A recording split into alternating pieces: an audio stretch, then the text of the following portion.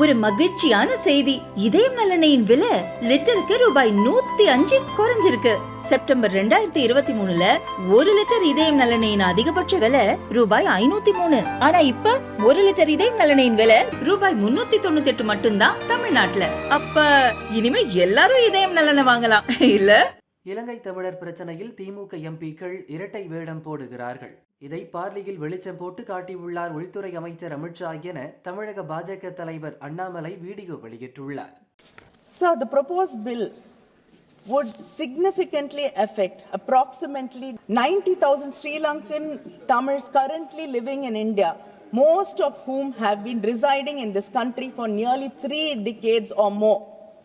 As of March, 19,949 families are living in 103 rehabilitation camps spread across 29 districts of Tamil Nadu. So in Tamil Nadu, we do not call them refugee camps. Our Chief Minister has renamed them as rehabilitation centers. So, but this bill does not look at these people who've left their homes, who've come to India seeking refuge to protect themselves. कनी मोदी जी ने कहा कि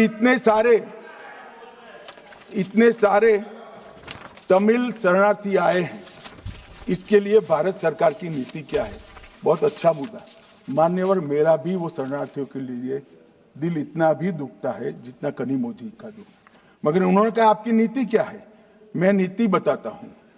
1986 से जो भारत सरकार का नीति है, और जब आप 10 साल यूपीए सरकार में थे तब जो आपका नीति था वही हमारा नीति है।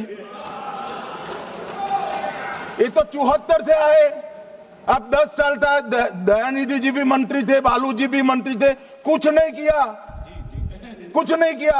और हमें सवाल कर रहे हैं कि आपने क्या किया? भला आपने कर दिया होता तो हमारे लिए तो बारी ही नहीं आती।